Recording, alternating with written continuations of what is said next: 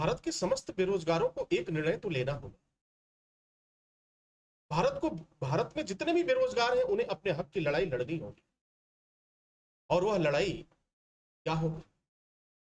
जब तक हमें रोजगार नहीं मिल जाता, जब तक हमें नौकरी नहीं मिल जाती, तब तक हमें महंगाई के अनुसार हमारे खर्चे सरकार दे। अब आप कहेंगे कि सरकार क्यों खर्चे दे? महंगाई जिस हिसाब से बढ़ रही है उस हिसाब से हर व्यक्ति को, हर बेरोजगार को कम से कम 30,000 रुपए तो उसके पास होने चाहिए। महंगाई चरम सीमा पर है, 1,000 रुपए के खर्चे पर डे हैं, तो 30,000 रुपए तो बेरोजगार को मिलना ही चाहिए। अब आप पूछोगे क्यों मिलना चाहिए? जब सरकार बेरोजगारों के लिए कुछ भी छूट नहीं रखा, सरकार कह रही है कि परीक्षा देना है, फार्म भरो, इतना पैसा लगेगा।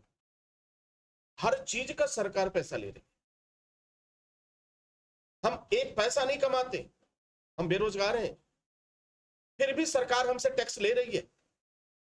जितने भी उत्पाद हैं वो बेरोजगारों के लिए तो फिर टैक्स फ्री होना चाहिए।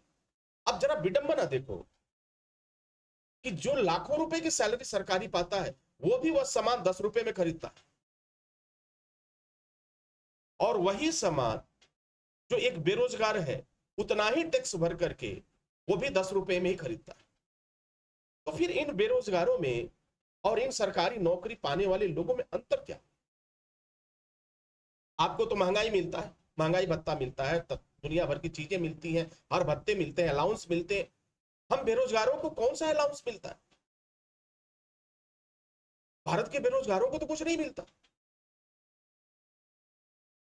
हाँ, यह मांग उस समय बंद कर दो कि भारत का कोई भी बेरोजगार देश के किसी भी परीक्षा के लिए जाए, किसी भी सरकारी परीक्षा के लिए जाए, उसका आने जाने का जो खर्च होता है, आने जाने का खर्च, रहने का खर्च, उसकी एक व्यवस्था बने, वह फ्री हो जानी चाहिए।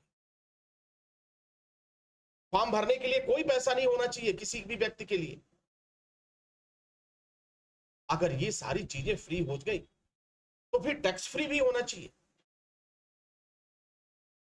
अब यहां पे कुछ तर्क ऐसे आ जाएंगे कि जब सब कुछ फ्री हो जाएगा और 30,000 रुपए सरकार देने लगेगी तो सरकार की अर्थव्यवस्था तो ऐसे ही खत्म हो जाएगी। तो क्या सरकार की अर्थव्यवस्था ऐसे नहीं खत्म हो जाती है? जो बार बार चावल बांटे जा रहे हैं, बार बार गेहूं बांटे जा रहे हैं, हर महीने में खाते में पैसे भेजे जा रहे हैं,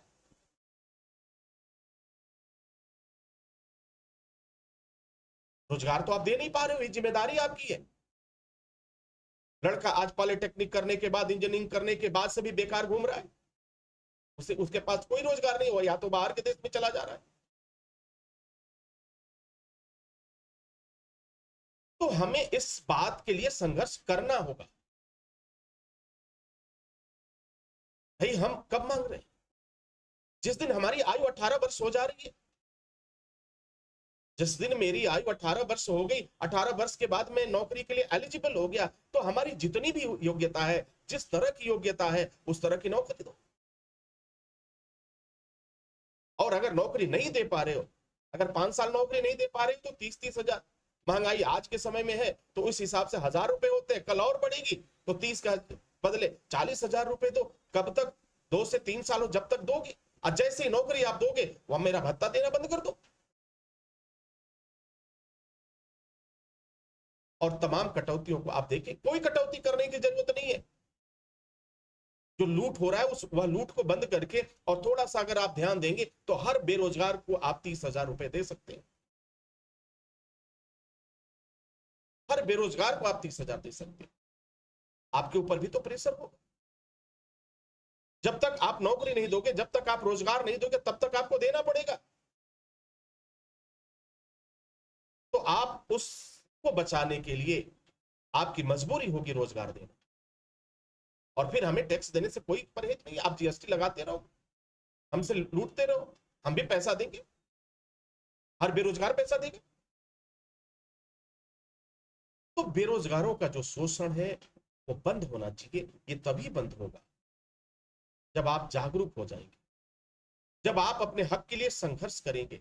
हम सब भेदभाव भुला करके एक होकर संघर्ष करेंगे, तब जाकर के हमारी बातें सुनी जाएगी। आपको संघर्ष करना है, आपको सड़क से लेकर संसद तक संघर्ष करना है। आपको संसद में जाने की भी जरूरत है, आपको विधानसभा में भी जाने की जरूरत है, आपको राज्यसभा जाने की जरूरत है, हर जगह आपको जाने की जरूरत है। और यह बात आपको समझना, क्योंकि जब तक आप इस बात को नहीं समझेंगे तो आपका शोषण होता रहेगा और जो भी सरकारें आएंगी वो आपका शोषण करती रहेंगी। यह बात तय है।